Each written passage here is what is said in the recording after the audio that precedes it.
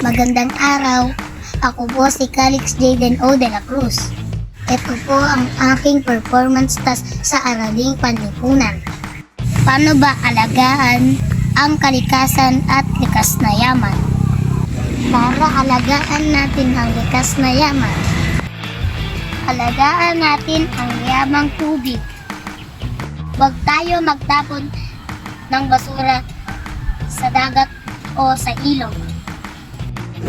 Laging maglinis ng ating bakuran.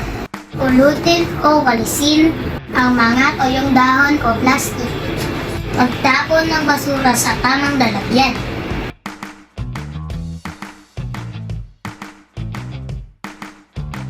Ibukod ang nabubulok sa hindi nabubulok. Ihiwalay ang plastic, bote at lata dahil maaari itong i-recycle. Iwasan din sunugin ang mga basura. Naku, bawal po yan. Huwag po magsiga. Masisira po ang ozone layer. Alagaan din natin ang puno at halaman.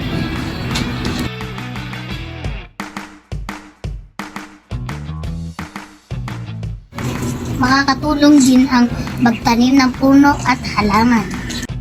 Maiiwasan din pagguho ng lupa at pagbaha. Huwag putulin ang mga ito. Kaganda na ang kapaligiran. Makakatulong pa sa inang kalikasan.